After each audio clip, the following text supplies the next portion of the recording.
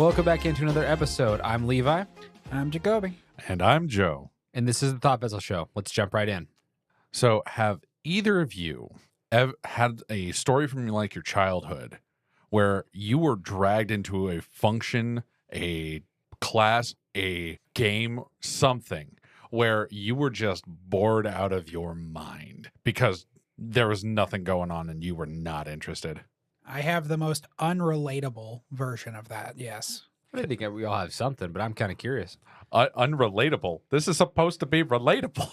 Well, mine was SeaWorld. Okay. Can you expound? So I was going with my family to SeaWorld. Okay. And they're like, oh my God, we're going to have so much fun. Your grandma bought it, blah, blah, blah, blah. And then they're like, okay, what do you want to do at SeaWorld, Jacob?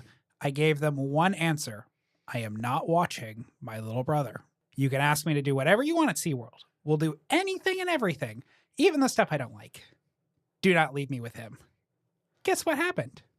I'm assuming you were left with him. I watched him for 15 hours and did fucking nothing. Man, crazy. I mean, I went to like Disney World with my cousins and we just did stuff together. See, my brother at the time, not the person you get left with and do stuff and get to have any fun. Okay. Rough. Boring as can be. Fair enough. How about you, Joe? Oh, man. I remember when I was much younger and very, very unmedicated with ADHD and being dragged to so many different functions for my parents and just being like, I need something to do. Please provide me with some kind of relief. A board game, a video game, contact with other children, please. The iPad kids. Bless them. This was before iPads. I am 31 going on 32 years old. I didn't have that shit. Don't remind me I'm old, please. I'm going to. I'm the oldest one here, if I remember correctly. Joe used to walk to school uphill 5 miles both ways. In the snow. With the In the DC snow. with the DC sniper. What? Yeah, because I lived in DC at the time when I was a kid, and that's when the DC sniper was around, and that's when I was going to school. Ah, yes, I remember my youth. The snipers overhead, Yeah. plucking the children like eagles in the Antarctic. Yeah. So I went to school a mile away, crossing downhill, uphill, and then DC sniper. Gas used to be a nickel. No. It used to be like $1.32. Oh, Look at Resident Evil 2 remake, and you will see the gas prices in that area. What about you, Levi? I think it was a lot of different things that I would, be super bored at. I think one thing was when I was a kid, I used to go to a lot of chess tournaments and compete, but I was normally a faster player where win, lose, or draw, I would be done early. And having to wait like the 2 hours between rounds without anything to really do, and you're not wanting to like play a bunch of games or go exploring or anything like that because you want to make sure that you're mentally sharp for the next round. So it's almost like just sitting and contemplating your thoughts for like 2 hours straight, Yeah. and then going and playing a game of chess, and then doing it again, and doing that for like 4 times in a row. Oh, It's yeah. a lot. That one also kills me with ADHD. It's just the paralysis of, well, I have this thing that's coming up in 2 to 4 hours. Guess I'm not doing anything until then. I think taking a bus, because we were just on the threshold of not being granted money by the NCAA to fly to nationals. So we were on a bus for 12 hours straight, and it had a bathroom on the thing. So like there was no stopping. And, like the TVs weren't working, and like you didn't have enough cell phone battery at the time to like really make that trip happen. So it Yeah. was awful. Yeah, and especially with like just the iPods not having enough charge either. Long road trips were the main reason why you invented games that did not require electricity. Yes. And audiobooks. I feel like the audiobook industry was saved because of road trips. Yeah. I mean, I love road trips. Even if I'm just driving, I'm much better at doing long drives without having to need to do anything because of just listening to things and driving. Yeah. I am not quote unquote bored. That's yeah, fair. that's fair. Well, speaking of boredom, we actually brings us to our next topic, which is our Am I the Arch Enemy? Brought to us by the lovely people at Reddit. Am I the arch enemy for pulling out my Switch during nigh endless turns? Full disclosure, I have ADHD. Lack of engagement makes my mind wander heavily and makes me want to do other things to be engaged. I'm also super new to EDH and I'm still learning the table etiquette. With this in mind, I was in a 4-player game last night where I had a grand total of 1 turn in an hour of play. I feel for this dude. Yike. I wonder if that's accurate or exaggerated. With some of the people that we know, I would not be remiss to say that it's not accurate. 2 of the players were running crazy prep combos with tons of setup. I was far enough behind that my main contributions to the game by that point were providing cards for Atali and about 2 rounds of blocking. But I don't have the greatest sense of when to concede and wanted to have at least 1 more turn before the game ended, so I got my switch out in the meantime. Seemed like a better use of my time, especially since I couldn't keep up with everything the other 2 were doing for their setup. One of the players eventually frustratedly asked me to pay attention, even though it was just for yet another Atali play. I realize in retrospect that I definitely should have conceded by this point to find another game since I wasn't having fun. But is it a faux pas or a dick move to get the switch out to kill time if turns are taking that long? Yeah, Short and sweet and to the point. Interesting. Yeah. So I've never, like, the thought, and the reason I picked this one is the thought of somebody being so bored at a game of Commander that they literally just bring out a pocket video game and start playing me. I thought was just really, really funny. But Yeah. this is a very interesting situation. Like, they clearly did not have any interaction or anything they could do. And it's kind of a weird spot where you're not quite dead, but your deck's still technically contributing to the table, so like it makes sense for you to stay in it, but you can't do anything as a person. You can pretty much just put your deck off to the side and then they can just take cards as needed. Yeah, like it's one of those really rough situations where if you are not contributing to the game in any meaningful way, what reason do you have to be engaged? Even the person in the story said they probably should have conceded earlier, but they're new to Magic. They're in a pod that we don't know what kind of decks they're running because that wasn't brought up. All that was brought up was that somebody was having an Atali and they swung it 3 times. Which for me makes me think that they're going a little bit longer because either you top decks an extra combat spell, or it was more than just like 1 or 2 turns. Like you would go in for a little bit longer. Maybe it's like 1 or 2 turns of relevance. Like the first couple turns were just like land pass or land and play a rock and pass. It feels like a damned if you do, damned if you don't. Because if you walk away from the game, right, that's you going, am good and calling it good. And some people frown on that, which is kind of dumb in my opinion. And then damned if you don't, because you have to sit there and people are going to whine that you're not paying attention, or they're going to want to know that you're participating in the game and not just sitting there clearly not giving like any cares about what's going on right now, because why would you? I will say that the switch was probably a little bit extreme. That is just so petty. I love it.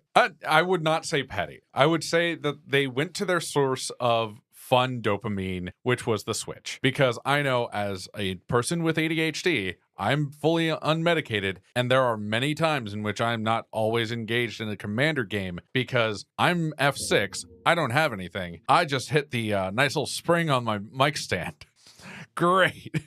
Proud of you. Yeah, absolutely. And I'm just like, well, I'm not going to contribute. I'm going to at least look at some of the messages that I have and trying to get that. If something happens, please just let me know and I'll become engaged and do it. Otherwise, like, what am I here for? I'm doing nothing. I'm here of my own volition, and I wish I wasn't. Here's the other thing, right?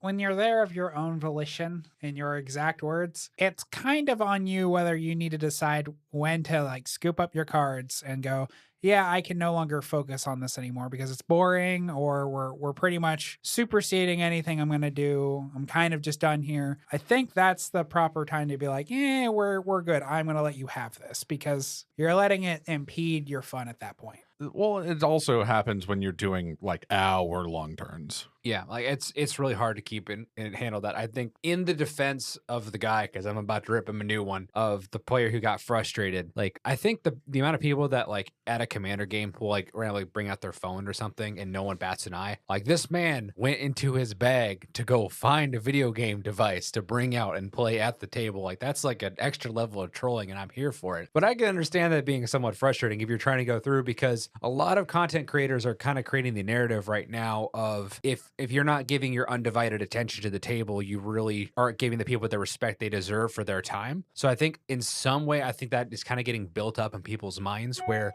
unless they are giving 110%, which is not necessarily reasonable, I think it's hard to give 110% of your attention to anything really, like even like work or even your hobbies or video games. Like heck, like I'll play a video game and have Netflix going on in the background or something. Like I'm always needing like constant flows of stimulation. It's also really hard to say that their time is being respected if you're taking an hour-long turn and not winning. That was what I was going to touch on next. This guy is new. Supposedly, according to the story, right? It was turn 1, nothing. Basically, turn 2 through the rest of the game. Opponent has an Atali. What person is playing this person with ADHD who is, as they say, a beginner, really deciding, oh yeah, you're new to Magic? Let's teach you about turn 2 Atali and like why you should have to sit here forever and not understand anything new about the game. I don't know. To me, it seems like a bad matchup, a bad perspective. Well, and I think to that as well is I think at some point the Atali player needs to read the room and understand like this player doesn't have anything he can do, and we just need to kind of continue with our progression of the game to end this unless he wants to scoop. I had a similar example to this. If you're listening, Mouse and Fro, shout out, y'all rock. QuinCon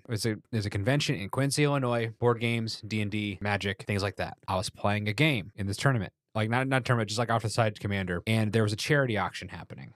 Okay. A lot of board games and stuff. Sometimes some of them were for charity, some of them were just for people wanting to sell their things. So I was gonna miss the event, but everyone at the table that was playing were either good friends of mine or good friends of my cousin. So like I trusted them. So I was playing I think it was like a Mogus God of Slaughter, like just kind of group slug kind of deck. I was fully tapped out. Nothing I could do. There was an Izzet Storm player and a Derevi kind of like stacks player kind of going back and forth. Does this resolve? This resolve? Keep in mind, this was one turn. Yep. The same turn. I left, went to the table, like went to the auction, bought a couple things, came back to check, went back, bought another thing, went back, got outbid on something, still salty about that. Finally went back, and that ended after like 50 minutes. The entire charity auction had concluded by the time this person's turn was going. And I left him multiple times. And I understood like, okay, well, he's not doing anything. We don't necessarily need him to be fully engaged in order to complete this turn. Well, we're just going to let it go. That's fine. Yeah, man, at a convention is the worst one because that is not respecting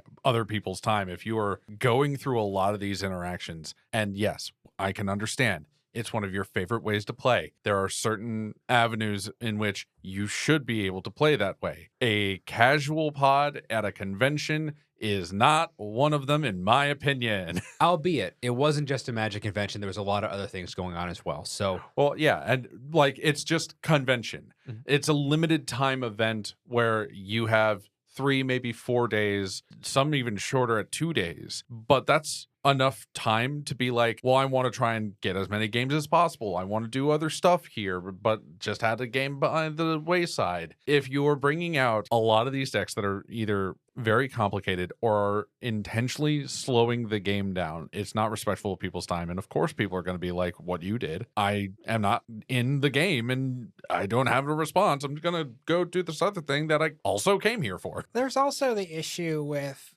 the play style choice, in my opinion. For example, a lot of these opinions that we're sharing right now are very contradictory to a control player's mindset, where a control player's whole thing is they need you to play your deck exactly as intended because every step of the way they need to decide where it needs to end. So they have to hear everything that's going on. And it's not just, I play Gary. They go, okay, I need to know your devotion. Please read me Gary's exact text. Do X, Y, Z. They need to decide, am I going to swords this? Am I going to counter that? Am I going to do this? Am I going to do that? And they have to sit there and like weigh the option every time you make a choice if they're a real control player and that's all they're really doing. And that's also contributing to like wasting a bunch of time because if you have to sit there and go, oh, you're casting this, refresh me. Wording, what is it again? Country of origin. Yeah. Can you use it in a sentence? Yeah. I'm going to need to see its papers. Need to make sure that it's here legally. Because like I've watched at conventions control players who should know exactly what Gary does sit there and go, please read me Gary again. Like I need its exact wording, read the card. Like, oh, what is it, CMC? Blah, blah, blah. So Joe, what's your opinion here? You think arch enemy or not? I want to say that he is at least a little bit arch enemy for pulling out a switch. Yeah. Like at least pulling out a switch is really bad. But for the rest of it, it's just like I can't fault the dude for being bored during an hour Yeah. turn. I think if he brought out his phone, we'd be in the other situation. Like, yeah, the other guys that kind of the Yeah. arch enemy for like being that upset about it. Yeah. But like the Switch, man. I'm going to Brought out go the with Switch. both because Okay. one, you don't take hour-long turns with new players. On the other hand, you don't whip out your Switch. Yeah, about where I think we all are at. None of us really had a different opinion on that one. That's a big Switch energy. Yeah. All right, here we go. So this is the year of holiday season. We are in New Year's resolutions. So today we were going to write down some New Year's resolutions for the world of Magic. For each of us, we each wrote down 3. And we're going to kind of go through our process of why we thought these are, and then later, upcoming in 2024, we're actually going to circle back to these and see what we thought. Are we doing what we were supposed to? Did any of these fall to the wayside? Kind of what's going on. With this, I'll go ahead and start out with one of my first ones here. The first one is, a lot of it was inspired off of our conversation we had with Chase. If you haven't listened to that episode yet, it was the one right before this. It was a great time. They were fantastic, of course. Hi, Chase, if you're listening in. Miss you. And one of the things that Chase was wanting to do last year was to play more green and kind of use a color that they normally don't use. So this year I want to have, and I'm more of a numbers guy, so I want 33 and 3 repeating. So a third of my games to be using the color red, because red is not really my thing. I'm more of an analytical chess player as it comes to Commander, where I want things to be more guaranteed or finite. So things like Impulse Draw really doesn't really impress me. So getting a chance to kind of come out of my shell a little bit and play in that regard is something that I'm trying to do. So for me, I want 1/3 of my games, I have to use the color red somewhere. Yeah, because obviously it's the best color in CDH. Got to do your dockside loops, got to do your breach lines. And then, of course, you got to sprinkle it with an Atali. Gross. Hey, the Atali's right there. It's right there for the picking. Yeah, so's that Paco I'm going to swords. No. Well, Counterspell. Oh, the counterspell in blue, the best color in CDH. Best control. Yeah, not a lot of mono blue decks. The more you blink, the more you just realize you lost to a Thassa's Oracle. You need black for that. proud of you. Yeah. So is black the best color in CDH? Honestly, You get all the the demonic tutors and stuff. the Ad nauseum. the best single colors, it's really hard for that in CDH. A lot of it still probably is going to be like red with Godo. Selvala is still a favorable one, as well as Yisan. Yeah, Urza polymorph in there. I've not seen too many Urzas at the table anymore.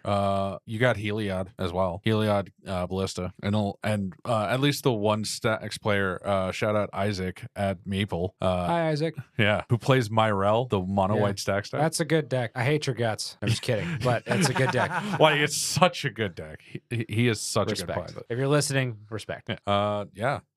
I'm guessing it's my turn to talk about my first one. Go for it. So mine was actually very, very simple, and what a lot of people have been doing. I wanted to finish the 32 deck challenge. Sure. I usually pigeonhole myself into a lot of the same kinds of colors. And by kinds of colors, you mean all of them at the same time. I mean, yes, I do run a whole lot of Wooburg. I also run a lot of Grixis recently, as well as Teamer still. For whatever reason, it's really hard for me to break into like the Orzhov or playing a lot of white. So even then, I could probably play some more white, but I still got Preston. Preston's still my boy. Preston's about as volatile and chaotic of a white deck as you can build.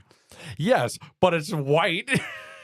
Technically. Basically, I wanted to try and do that because I've been building a whole lot more decks and getting more inspired to play more decks and just wanting to go through the build process to learn different strategies, different styles, find commanders that I might love in certain colors, see colors in a different way by going through it, and just wholesale completing it. I know that I got to like 7 outside of the normal decks that I've run. And that's mainly because I saw Preston just built Preston at that point. I mean, that's fair. I think there is a lot of benefit of playing stuff that you normally don't do. Mm-hmm. Like for me, I picked up playing Pauper because I wanted to start learn a bit more about the intricacies of 60 card formats and things like that. And Pauper seemed like a lot of fun. You can build decks relatively easily. They're not super expensive. And being from the Commander world, I had no idea on how much fun Affinity was. Because Affinity in Commander really isn't a thing, because most of the Affinity cards are, not super great in Commander as far as its scaling, and then it's a singleton format, so it's just harder to get that redundancy. But Affinity is crazy fun. Yeah, like the most you're trying to do is maybe going into Oathbreaker and having static Tezzeret that says, hey, anything that you cast that isn't an artifact has affinity for artifacts. And oh boy, does that get broken real quick. Absolutely. Yep. All right. Well, it looks like we are up for Jacoby's first. Oh, we're going to start it off, are we? Yep. All righty.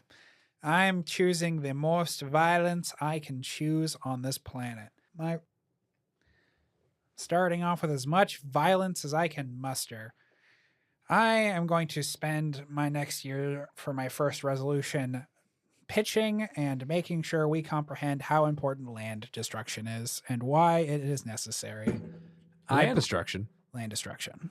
Why land destruction? Because I am sick of people being so unwilling to attack the mana base. People just are all sorts of weirded out by the concept of attacking your sources of mana that aren't your rocks. People are cool with Vandal Blast, but you play Armageddon, everyone's like, oh, and I get it. I totally understand. If you don't find ways to like do other stuff, it can get really boring. But I'm sick of the Field of the Deads going off with no remorse. I'm sick of the Glacial Chasms getting off scot-free because people are too afraid to blow up lands. People get really skittish about single target land destruction. I don't see anyone aside from, I think, Eric run Ghost Quarter. I don't see anyone run any of the single target land destruction in their generic decks for things like Urborg, Coffers, Field of the Dead, like I said, Glacial Chasm, like I said. We don't see it very often, but recently I've run into a couple of Gaia's Cradles that I think should totally die. Yeah, no, that's fair. I know that I probably lack in that, at least for the utility lands that just get those lands, is because for the most part, I'm the degenerate that does it, and I don't intend to blow up my own land. See, that's the thing, though, is everyone's all skittish about it, but no one's willing to, everyone groans when Field of the Dead hits and doesn't, they're starting to make zombies, but no one is going to stab that Field of the Dead in the face with a murder spell and or a murder land. Why? Well, again, mainly because at least the people that I've played are not running a lot of those kinds of lands. Certainly the people that you were playing are, so that makes absolute sense. But I have not really encountered anyone doing the degeneracy of I'm doing with lands. Here's the thing, right? Uh-huh. How many times have you seen a Beast Within and then you have a Field of the Dead in it not target that Field of the Dead? Because I see it all the time. I see people cast Beast Within with a Field of the Dead on the field, and they target some meh enchantment rather than the very clear Glacial Chasm. That's I can stop this guy from doing more stuff. I'm gonna blow up his enchantment rather than this thing stopping us from all attacking him. I can tell you that I have in fact seen a whole bunch of Beast Withins being casted that didn't target the Field of Dead because the person with the Field of Dead usually wasn't the issue at that point.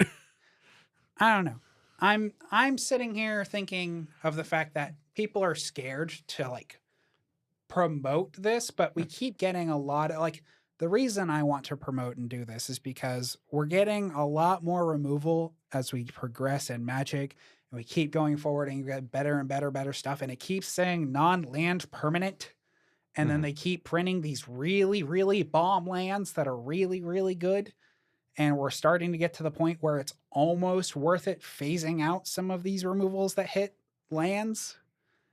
And I want to press the point that that's a bad way to progress in my mind, because it just seems counterproductive to just let that stuff happen. Yep.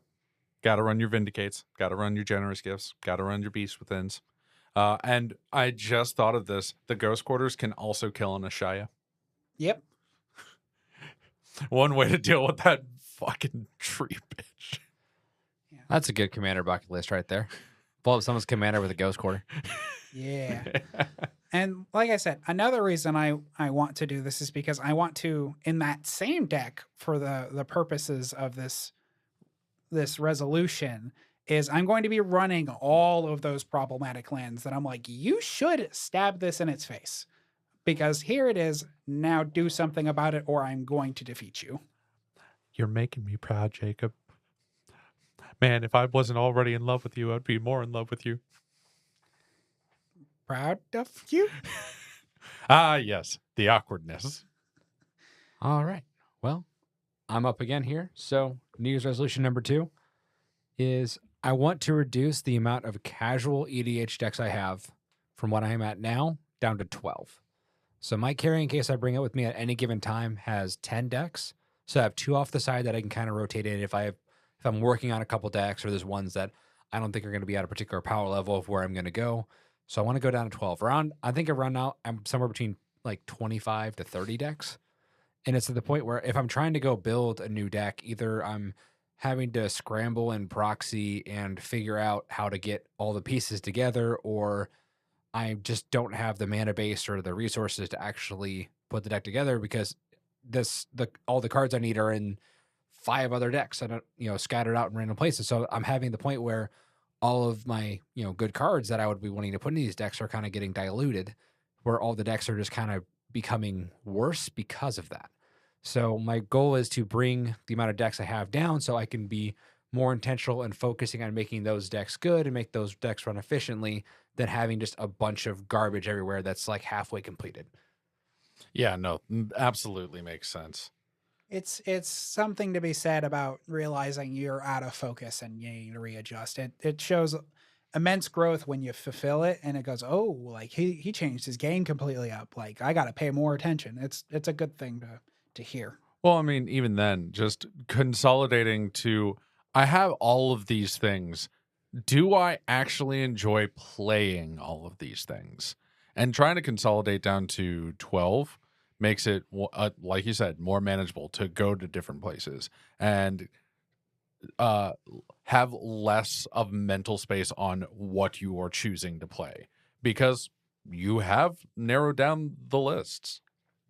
Absolutely. And mind you, like I am a person who, if I'm playing a longer game of, like a longer night of Commander, like I'm never playing the same deck twice, unless it's something that I just built and I'm like hammering in testing games. Like I'm always going to be switching up. So having a deep roster for me is important.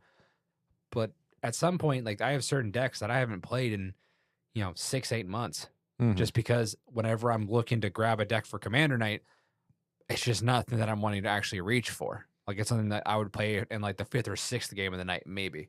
Yeah. Yeah, no, definitely understandable. I've somewhat done a little bit of that because of how many conventions I've been going to just like this past year. Because it's so much easier to travel on a plane if you're only bringing like 4 to 6 decks with you. I ran into, I think, the same kind of problem you did, where I have, I think, 15 decks sitting in this house right now. Yeah. And I think you see me bring maybe 6 of them at a time on our regular game nights now. One thing I will say, one of my superpowers, on to Joe's point here, that I'm really good at doing is anytime I bring 4 to 6 decks with me, I always bring the 4 to 6 decks that I actually didn't want to play and the ones I want to play are back home. And then I switch them, and that's the exact opposite. And it just keeps going back and forth. And so I'm never actually bringing the ones I want. So like for me, I have to have my variety with me, and then I can kind of just play with whatever I'm feeling. But with that, I'm not going to play 25 decks. I'm just not. I need to kind of get it trimmed down. I mean, if you play one of them every 2 weeks, you'll get there eventually. Yeah, but then I'm going to miss Joda too much or whatever it might be. No, fuck Joda. It doesn't need to be in the rotation. Yeah. Joda absolutely needs to be in the rotation. Here's the other thing. I've spent a lot more time, like a lot of the stuff I've hammered on the show every week, where I'm like, experience new things, try everything. You think that thing you think you hate, that you're absolutely confident, experience it anyways. I've been taking that kind of route right now, where I'm coming up to people and I'm like, I didn't bring any of my decks. I know you have XYZ deck that I can't stand. I would like to fight it or pilot it, please. Like, let me try it, let me understand this. And then, I'll still conclude, I'm like, I don't like this archetype at all. Why did I do this to myself? Or I'll be like, I didn't understand this interaction. I learned from it. Yeah, funny enough, that leads into my second resolution. Build in a style I haven't tried.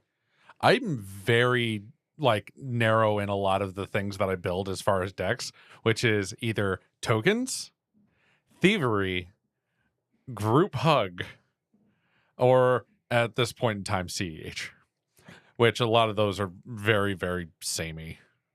Right. It's really hard to express your own individuality of this is just my version of a group hug deck when every group hug deck has like 7, 8, 9, 10 cards that are exactly the same in every group hug deck.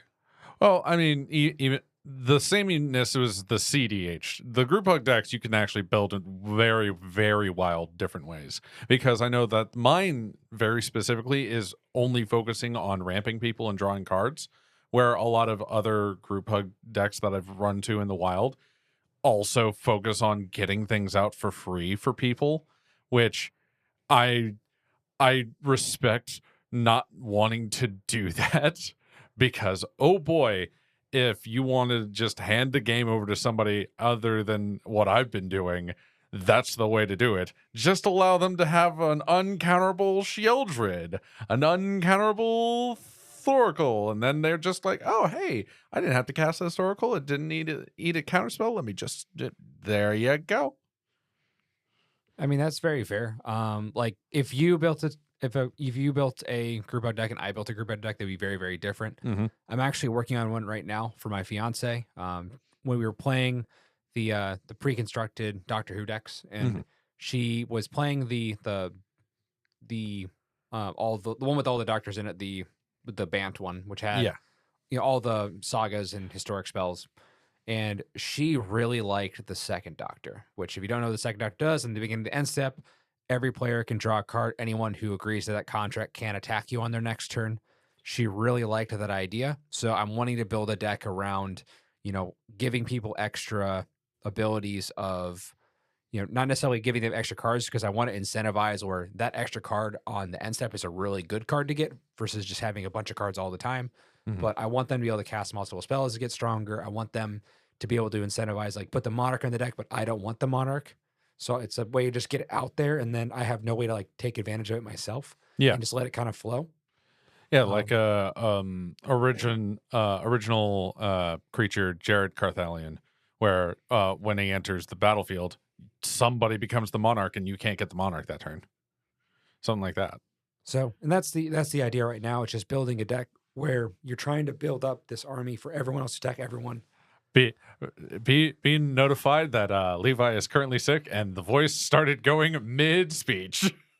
Yeah, we're struggling here. Yep. So we're powering through. We're trying to get this out for y'all, and do apologize. I am under the weather today, but we're gonna keep going. Probably should have done that at the top of the episode. Struggle hours are real, but it's okay. We love you all the same. At least going back to the point, Levi and we have in fact taken certain commanders and built them in completely different ways. Like when Goshintai of Life's Origin, that card came out, and I know like everybody and their mother wanted to build that deck. Oh, absolutely. We were waiting. And everybody went to Shrines because I was like, oh man, that sounds like such a cool deck. I would love to do it. And then everybody did, and I lost a whole bunch of interest because did not want to be part of that crowd. But I came back to it later and made an entire deck list where it was just 5 color good enchantments with Goshintai, because Goshintai just gets any enchantment.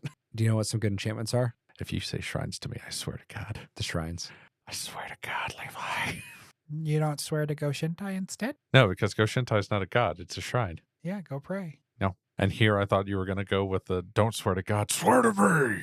No. We don't do that here in Phyrexia. All right, Jacoby, round 2, resolution, you are up. Alrighty, so for the second resolution, curving back against the violence, I want to build probably 1 or 2 style of decks that focus on giving people stuff. So an example of this would be like a Zedru deck, where its whole mechanic is donate you a thing because you own stuff, draw cards and gain life. Or this card says at my upkeep, target opponent, you get 3 zombies. And then building a deck that can, without becoming some kind of arch enemy or just being awful gifts, can utilize some of that. Like the example is the card I mentioned where it gives you 3 zombies. Is a Gruul deck where it can ping those zombies, and anytime a creature an opponent controls dies, you draw cards. So finding ways to elevate myself, kill people's creatures, but give them stuff in return. Don't let them just sit there and feel like they're doing nothing, but being progressive while I'm giving stuff as well. Finding the balance between just enough that we're all having fun, we're all playing the game, and not, oh, I either win because you have all this stuff and I resurgence you, or not just being like, yeah, you already have 40 more zombies. You're not going to kill us next turn. Have 7 more. Like, none of that. 2 more that might also be good in there are like the Beamtown Bullies and Blim Comedic Genius. I've heard good things about Blim Comedic Genius decks. I haven't heard anything about the Blim. I am avoiding the Beattown Bullies because it dwells into that I give you this gift and it's so awful that like we either kill you or we die because you're giving us something like Leveler. Good old Leveler. I'm trying to avoid that level of gift giving because it's against the spirit of my intent. I want us to have fun and progress, not just be like, here's this really awful gift, have fun dying. That's not quite where I'm going. I had someone in a convention do the Leveler thing on me. I mean, in that same strain, you could be donating a everybody benefits kind of creature with the Beamtown Bullies, because there's a whole bunch of those that do exist in those colors. I suppose. Another variant is there's a Demir guy. I don't remember his name. He, at the end of your turn, he donates someone from your board. John Orinicus. Yeah, he goads it forever and it can't be sacrificed. And instead of just being like some real, like the same thing where it's just really obnoxious garbage, just things that are like, have fun beating his face with this really cool creature. It's got some interesting effects and you have to think about it, not just no one else but me can win or lose. Great. I will say that was a great episode of Shuffle Up and Play where they all went to oblivion.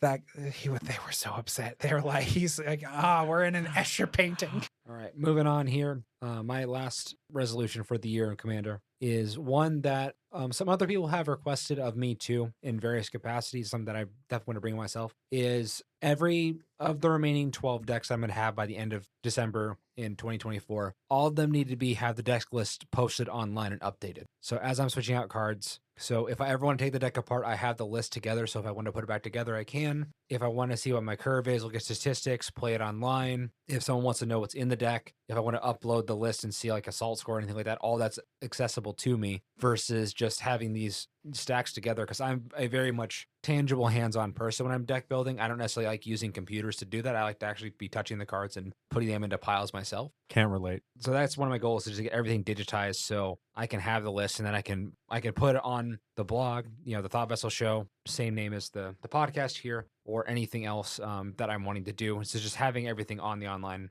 to be accessed by anyone who wants to is one of my goals here. Especially because I've seen a whole bunch of content creators that go, well, I now have all of these deck lists up, and when I'm playing them on like a stream and somebody's like, that deck's really cool, I want to try that, you have a readily accessible deck list for them to be like, wow, I see a lot of cool things, let me just net deck.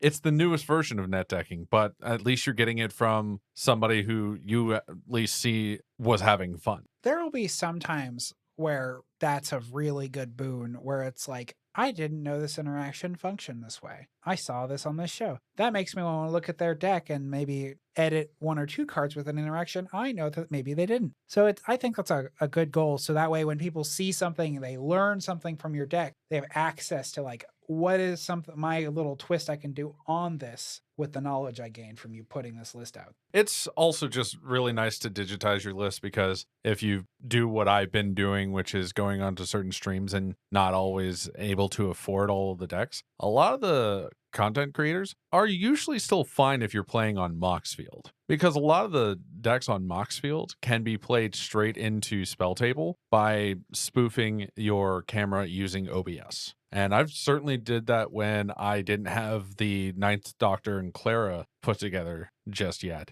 And I went on Bobby Christine's stream, shout out Bobby Christine, and was able to play that with her and like, I think it was Lynn and Computer King. Your third resolution here. Let's go. the third resolution is going to be build or play something that many people have built. So this is kind of going back towards the last thing where I was talking about, where just so many people built a deck and it just lost it on me. I no longer wanted to build it. I didn't want to play it. This resolution is trying to break me of that habit so that I can in fact play something I did want to play and enjoy for that archetype, like shrines, like mirrors. Literally, the mirror came out and You can play mirrors now. No one has that deck anymore. yeah, But I get you, when it came out, everyone was like there 'cause legitimately wanted to 6 build it. different people at our LGS. You know, Had that deck. if you have the mirror deck and you're listening to this, tag me on X, aka Twitter, Thought Vessel Show, and let me know, because I am 100% certain that I'm not going to get a single tag because of that. Rude. No one's playing the mirror deck anymore. You can build that. That's fine. It's good. Gonna make it not mirrors anymore though. See, that's the other part, is that particular deck, the 6 people who built it, they didn't any of them build it the same way, and they all kind of were really awkward, weird. Yeah. They didn't even really dedicate to the mirror theme except for like one guy. That was it. We One haven't really dude. had a ton of mirror support recently too, so like everything's been. Yeah. What do you got? Mirror Battlesphere and Galvanizer work off of? The most things that you have with a lot of the typal decks that are coming out is specifically they either don't have enough support when people were still asking for that commander, and like I think there's only I think it's sub 100 mirrors that are in Magic, and then you add in like the changelings into that, and then if you want to get it even more broken, which is the main reason why you didn't see a lot of people just commit to the mirror theme, was because oh boy, there's things a lot easier to do when you just turn all of their types into mirrors. Yeah, don't quote me on this. If I remember correctly, the last time I searched it, it was like 80 something was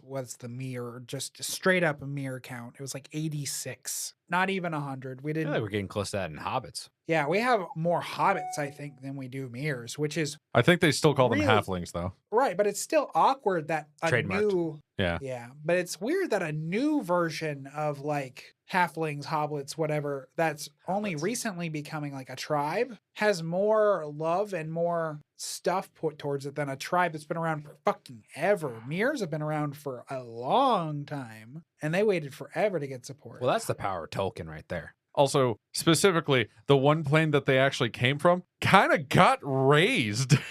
I don't know what you're talking about. Huh. I wonder why we don't got too many mirrors there, Jake. I don't know what you're talking about. Propaganda.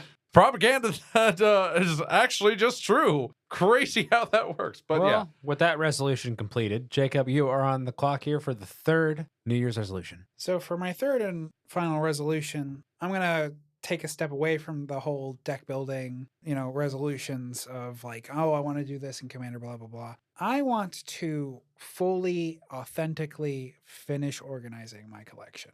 Now, when I say authentically, I'm talking, I need it to be color coded, alphabetical, CMC, the whole 9. I need to be able to find it without a shadow of doubt with the most minimal of details. If a guy goes, I don't remember what the name of it is. I remember it's green and it's 1 cost. I want to be able to find what he's talking about without having to even consider asking more information. If he goes, I know it's a 3-drop instinct that's in green. I want to be able to go flick through, be like, it can be this, this, or this. And then he describes anything. I know exactly what I'm looking for. Well, if you're going with colors, it's either going to be white, blue, black, brown, or brown.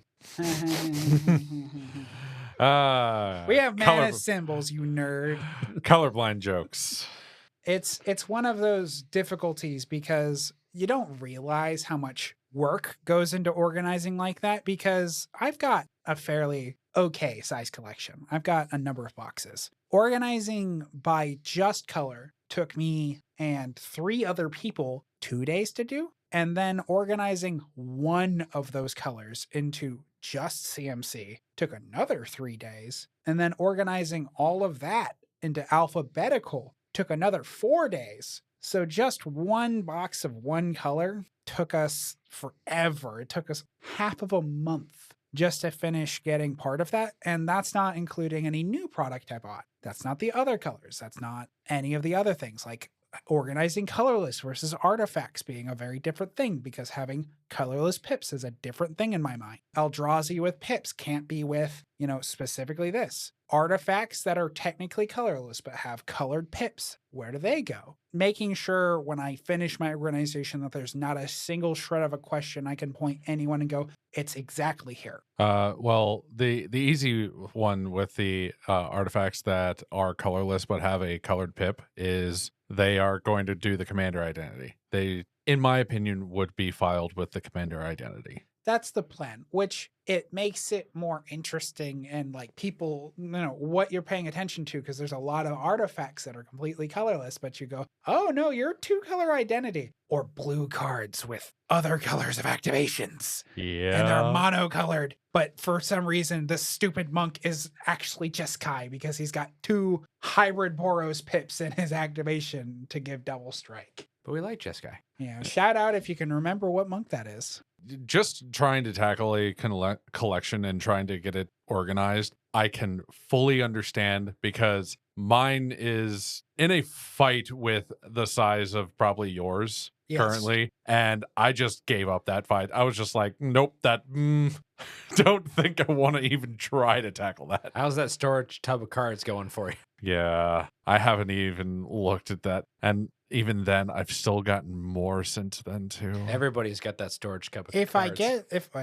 If I get finished with mine, if I finish that, part of this resolution is going to be spreading out the love to like any of us or any of our close friends, where it's like, okay, I finished organizing mine. It's alphabetical. I now know if I get new product, I can put it in without any issues. Tackling the next person in line and being like, we need to fix yours now because every time I ask you for a card, you have to check, and then you don't check because it's everywhere. Case in point, anything but that one Shieldred I've ever asked you for, you never had a solid answer, and you find it after I freaking bought it. Every time. I didn't know where it was. It was sitting on my desk the entire time. I said anything but the Shieldred. Oh, yes. But the Shieldred you found because you kept it specifically for me. Yeah. Any other card I've ever asked you about? I have no idea, Jacob. I'll go looking through my collection. 3 weeks later, Joe, hey, you found that card? I couldn't find it. I couldn't be bothered to look. But this is also why, for the most part, when people are like, hey, do you got any trades? I tell them straight to their face, I hoard like a dragon. You should, in fact, take that as I don't want to give up the cards because also I don't want to look through the hoard. Yeah, it's my hoard. Mine. You're lazy. My hoard. Moral of the story, Joe has ADHD. All righty, here we go. We are on to the draft. So this draft, we are talking about cards that have found their way on the naughty list. As always, we're going to have our 5 rounds. Jacoby is going to be starting on the clock this week. I'm going second. Joe, you're a third, which means at the start of the second round, you'll have the 4th pick of the 5th. Jacoby will have the 6th, and so on until the end. And then you can let us know in the comments or on X who had the best deck of all. Or you can send us an email at thoughtvesselshow@gmail.com. Heck yeah. Yep, absolutely. Jacoby, you are on the clock. Alrighty. No cap. We're just sending it. This is a hit piece. I No don't cap care on who. God? On God. This is a hit piece. Expropriate can eat my entire ass. Fuck that card. Expropriate? Why expropriate? Because you don't deserve more turns. You don't deserve my permanents. You don't get to pick my stuff. Get out of my face. But it's like a 9-drop spell. I don't care. Going from overrated card last week. It's overrated. It's last episode. It can be overrated and go on the naughty list. You sure can. It's overrated and I hate it. Not All right. a chance. It Well, needs to go. I'm on the clock here, and I'm going to start out pretty simple.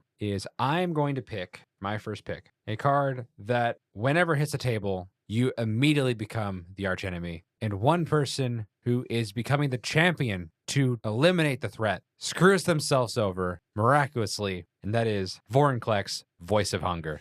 See, The jerk card for jerks. See, this is in fact why I had to look up more cards because I knew I wasn't going to make it with the 5 that I chose. Vorinclex, the Phyrexian Praetor, your land's tapped for 2. So it sneaks its way into decks going, ooh, sweet, ramp. And then they forget about, oh yeah, everyone else's stuff gets tapped down whenever they use it. So the one player's like, I'll get rid of it with my Beast Within. Now their next turn, they are down 3 lands, and that puts them in a really weird spot. Yeah, it is just a horrible slog to fight through a Vorinclex. Especially when you clone it. Yeah. Take all those lands. Did you see them? They're tapped forever now. They're in the forever tap. Hashtag sideways paintings. I hate it. Needs to go away. If we rip out Expropriate, I'm okay with ripping out Vorinclex. Yeah. All right, so Vorinclex definitely earned himself a spot on the naughty list and the jerk card for jerks. Yep. Joe, pick number 3. My first pick is Trinisphere. Trinisphere. Yeah, Trinisphere is a 3-drop artifact. As long as Trinisphere is untapped, each spell that would cost less than 3 mana to cast costs 3 mana to cast. This has only caused problems in a lot of games that I've seen where it's just, I was doing this to stop my opponents. Oh, forgot that there's a lot of 1, 2, and 0 drops in my deck, and it's affecting me too. Oh no. I know. It is basically, outside of CDH, a unfun card to play against. And it's either unfun or it is a do nothing. And it is not a fun card in my opinion. That is fair. No comments. Keep her moving. Good Pick enough. number 4. The next one is Gaddock Teague. Yay, my friend. No. He is getting his coal from Phyrexia, and that's not even going to get there because Phyrexia is gone. Well, He's why- getting nothing for Christmas. Why you gotta make a hit piece on my boys like that? But yeah. Teague is my dude. Yeah, no. Fuck Gaddock Teague. A 2/2 for green So and white. hostile. Non-creature spells with converted mana cost 4 or greater can't be cast. Non-creature spells with X in their mana cost can't be cast. Just a unfun card for unfun people. Yeah, I'm staring straight into your eyes and your soul. In my defense, I very rarely cast it. It usually gets cascaded into. Because that makes it. Yeah, better. that absolutely just makes it better. Yeah, I'm just going to do this so that it's almost uninteractable. Sometimes you don't want your board wiped in Johto, which is all the time. I hate it. I hate it so much. On Naughty List, 1,000 Years Dungeon. 1,000 years. Well, let's hope your removal spell was less than 4 mana. All right, I am on the clock here. I am at pick number 5. So first pick I had Vorinclex, Voice of Hunger. So now I'm going with another card that if you're putting this in a deck, you have chosen violence. You have chosen violence through your credit card. That is Tabernacle of Pendrell Vale. Another one off my list. You know, ironically, it wasn't on mine. Tabernacle is always going to be a threat to people. I've never seen one in play my entire time playing Magic in my 20 plus years. I think it is a land, which again, harder to remove as we have already established on this show. It does not tap for mana, which is the only downside. All creatures have at the beginning of your upkeep, destroy this creature unless you pay 1 mana. So you have to continuously pay mana to keep your stuff out there. And the thing is, the MSRP on this right now, if you're trying to buy it in the secondary market, we're talking around $2,500 at its lowest as of the recording of this episode. So you're paying like $2,500 to tell everyone to go fuck themselves. Hey, Jacob. What do you want? I've actually had that played against me in the past month. Fear not. If I find a way, it's going straight in the land destruction deck I talked about. Yep. It's about sending a message, blow up the lands. Look, Tabernacle has always been a issue, and there's a reason for its price tag. Reserve list cards always get that. So, Stupid yes, OG tools. Tabernacle, you're on the naughty list. Jacoby. Alrighty. Levi, back to hitting on you. Are you going to pick more of the cards in my decks? Yes. Okay. Reconnaissance can burn in hell. It's a great card. It can burn in hell. It should not work the way it It does. should not. It's the only card in all of Magic that functions on the stage it functions on, and it shouldn't, and I hate it. It's so great. No. Hey, Levi.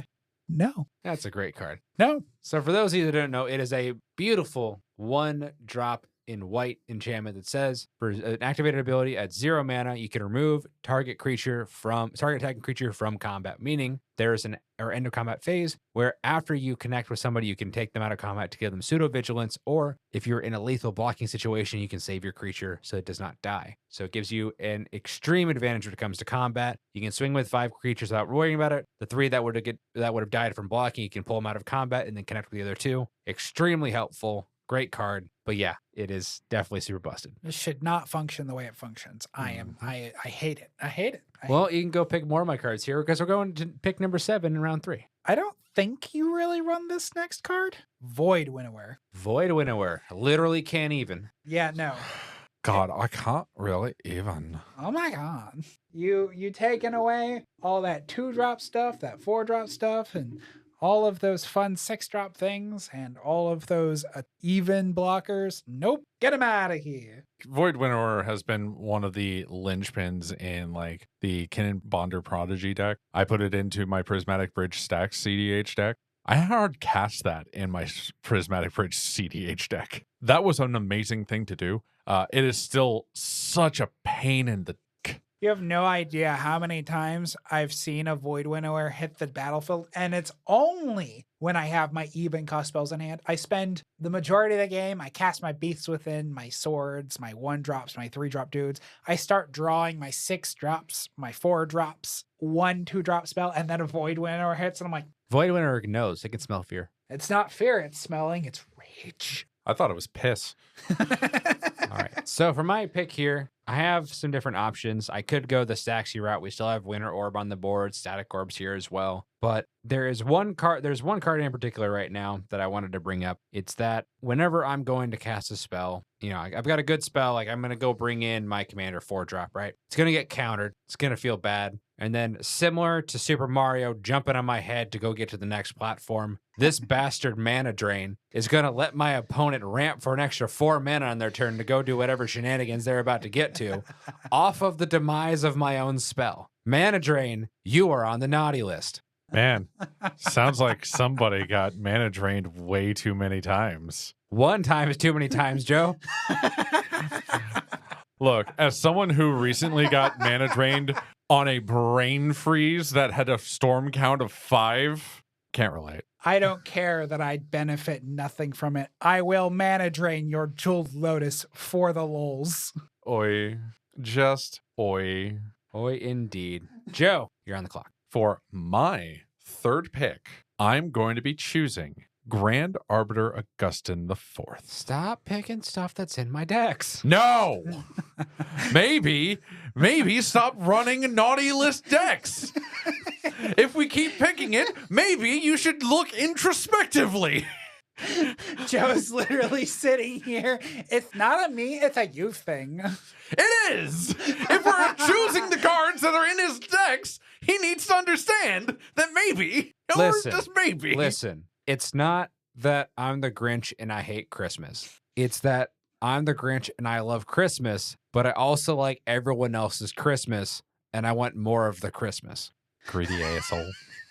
Just run thief spells like the rest of us. Go f yourself. I'd run more thief spells. Make that our New Year's resolution. Run more thief spells. No. It's a felony. All right, well, you're on the clock again, so pick another card in my decks. The next one I also have been personally traumatized by. God Pharaoh statue. Hey, I also run that one. Let's go. What does it do? It is a 6-drop legendary artifact. Spells your opponent's cast cost 2 more to cast. At the beginning of your end step, each opponent loses 1 life. The taxing effect for no benefit. I hate it. Technically speaking, all my spells cost 2 less than yours. That's girl math. Girl math. I will send laser beams from my eyes into your goddamn soul. I swear to It's God. like magic girl math, man. Like if I make everyone discard 1, technically I drew a card. You know, we didn't even do this for Grand Arbiter Augustin IV. We didn't even just say what he did. Don't need to. We all know. Are you sure? Sure. What does Grand Arbiter Augustin do? Hold on, let me pull it back up. I'd close that page. We all Man. got a trauma bond because of Gave. I guess. I'm not worried about it. Trauma bond because of Gabe. Is it Gabe or Gave? I know it's one of my friends runs that deck religiously, but doesn't attack. That's his only rule. And I've always heard him pronounce it as Gave. Where's the A at the end? the Fourth E is how you would say that, Gave, in like other I was languages. talking about just an acronym of Grand Arbiter Augustin IV, Yeah. IV, Oh, Roman numerals. Yeah, I think you were the only one focused that way, unfortunately. I heard gave. That's the, GAAIV. That would have been just Ga4. Fork yourself.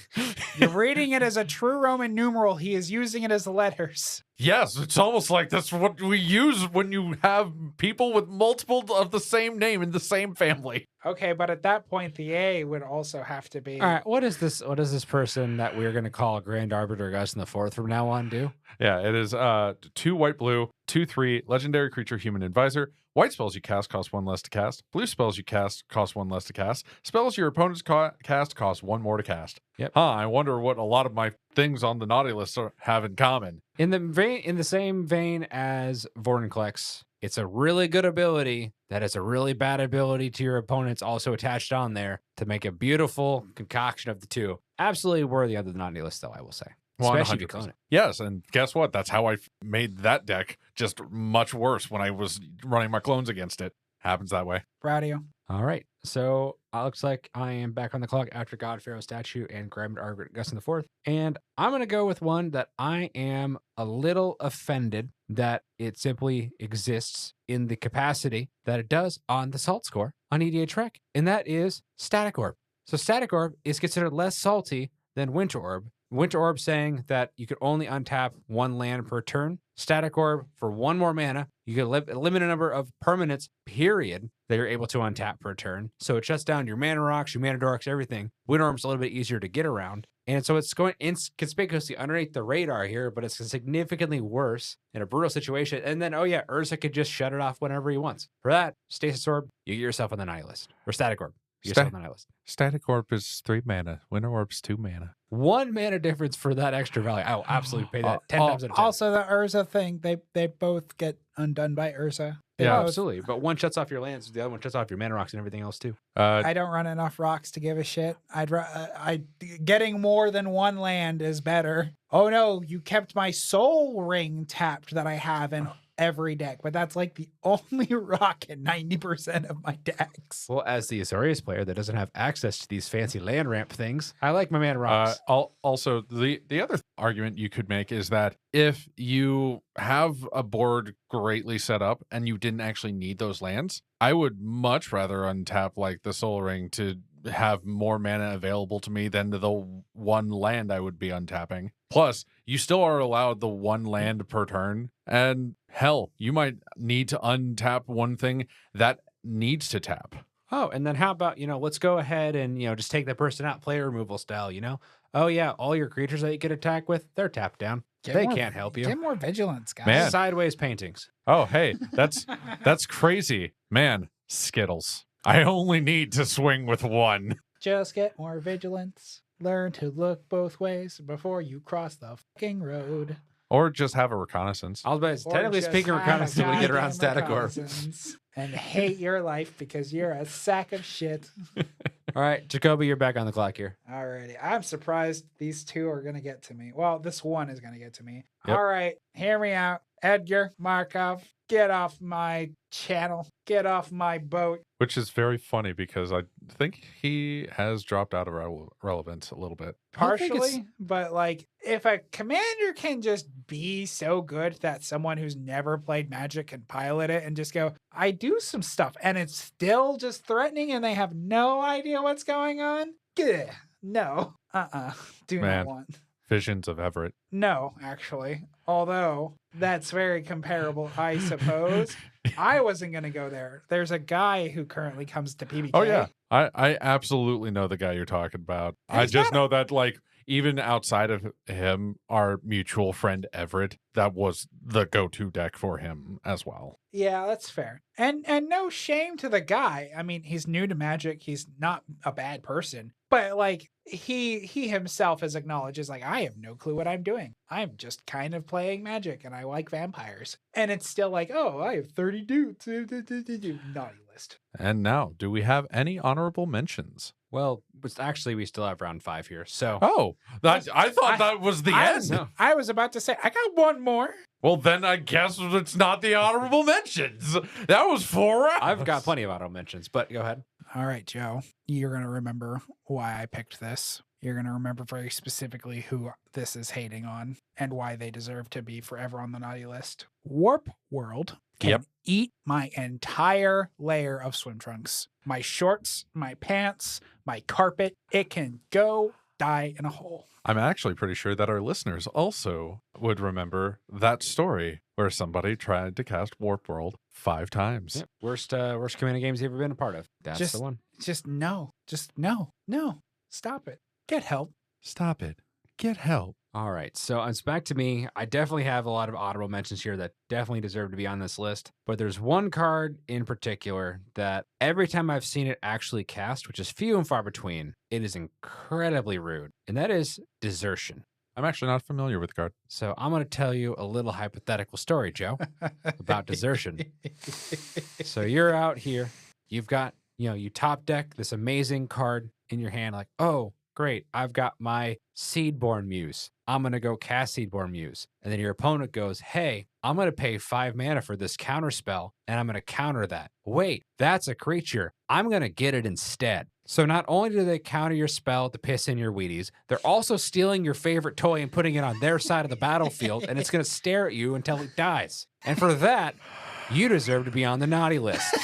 Man, I would be mad about that if it was like a 3 mana spell. 5 mana counter spells, they have a very high ceiling of what they can do, but the floor is you have to pay 5 mana. And if you're holding 5 mana up to counter somebody's shit to do that, what are you doing? Challenge accepted. Fair enough. Do it. I'll be like, you've learned from me. You've stolen my things. I'm so proud. Josh Lee Kwai and Vidalcan Ori are listening intensely as you point fingers at them right now. It doesn't matter. All right, Joe, you have the last pick. So the last pick is a card that I truthfully hate because I think it just stops so many games in their tracks if you have not set up a board for it. Humility. 2 white enchantment. Each creature loses all abilities and is a 1/1 creature. It's so wonderful. It's really good in Shurikai. Yeah, it's real good in Shurikai. When you can keep popping out dudes. But if you're not setting it up, it's just, I'm just sitting here, hands up my ass, not doing anything. Puppeted yourself. Yeah, because that's about as good as I'm going to be doing in the game when all of my creatures don't have abilities. Yeah, that can definitely be tough. That is a fair one. Nothing gives me more sick satisfaction than having humility, looking them dead in their eyes as they go, I play Rex Sage, and they just get sad. All right, we are looking at the naughty list here.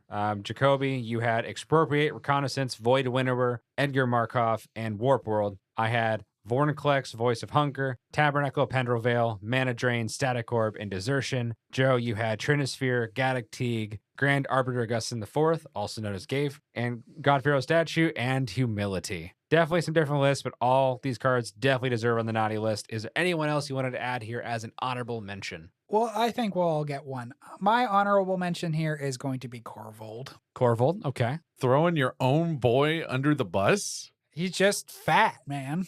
I gotta roll him over. He's got a thyroid condition. Yeah, he's got more than a thyroid condition. He's got a fat mouth and ass. Throwing your own boy under the bus. Tell him to change the oil while he's down there too. Right, he couldn't fit. What about you? In the same breath as Mana Drain and Desertion, let me go and play my Ramp of Growth, and then all of a sudden, from the top rope with the RKO, Opposition Agent comes out of the rafters and just steals it. I mean, I needed that land more than you, honestly.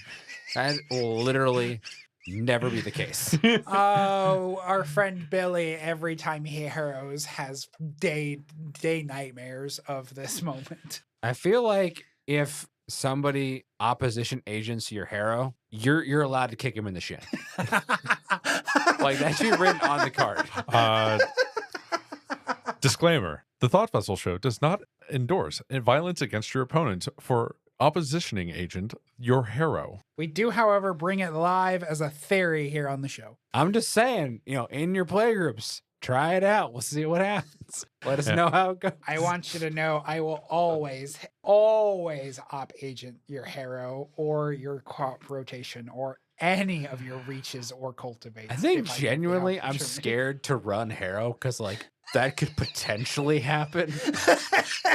I mean, just do it anyway. It's like when you were a kid, you didn't walk on cracks because of the one nursery rhyme. You're like, this is probably not true, but what if there's a chance? I mean, I did it because I needed to be within the box, but that was just me. The honorable mention that I had, in the same strain as Tabernacle of the Pendril Vale, Glacial Chasm. Glacial Chasm. Yeah, cumulatively 2 life. When it comes into play, sack a land, you can't attack, and all damage dealt to you is reduced to 0. I should actually be running it in Brash Taunter.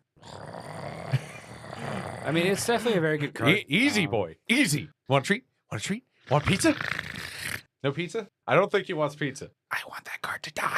It is a really good card, and unfortunately, because I'm gonna in hear- the design space that we're in, it's harder to remove lands and spot removal, where you kind of need that to go in order to actually continue with your game. If you're trying to I'm take gonna somebody run out. it. I'm gonna spend the entire year running it to prove a point that we need more land destruction and that people should do it. Heroic intervention. Do it. Gonna make it tap for mana. It's not hard. Fair enough. All right. Well, that is our show this week. So again, if you have any topics you want to reach out to us about and let us know at thoughtvisselShow@gmail.com. Send us the email. We'll be sure to get that put together in one of our shows. If you have anything you want to see written on our blog, Thought Vessel as well, let us know. We're happy to use that as well. We're currently going through and doing a Commander Kryptonite series, talking about some of the top commanders, how the deck works, where the commander came from, their strengths, weaknesses, and also how to beat them. So let us know. Reach out to us if you have anything you want to do. Tell your friends, tell your worst enemies, tell everybody that we're trying to get this built off the ground here. So let us know if you have any suggestions, and keep this show going. Anyone else have any final comments before we go? Chase, come back. I miss you. You're so much fun. Apparently, we're chopped liver. I spend every day with you. Of course I don't miss you. I get to keep you. Relative Chase comes onto the podcast, and Jacob's just like, can we see Chase again? The episode after we spoke with them. Get off your high horse, Jacob. What high horse? My horse is the same elevation as your horse. No, I see it up there, 10 feet above us, I'm not extolling the virtues of Chase. Listen. I'm not riding a Pegasi, okay? I do not have Constellation. We are not giving them lifelink. They are not flying. Of course it's not a Pegasi, it's an Alicorn. I see the horn on that fucking horse. Are you calling my horse horny right now? Oh my. This guy. Hey, Jacoby, What do you want? of all the Great Lakes, is your favorite one Superior? I don't know. I feel like the Dead Sea. I'm Right. salty enough to be That- it too. But that's not a Great Lake. That is, in fact, not even in the same continent. That was the point. Jesus Christ. All right. That's as far as we can get for this episode. So we're going to leave it here. Thank you so much for tuning in. Hope you all have a great rest of your week. Have a good Take care. Bye.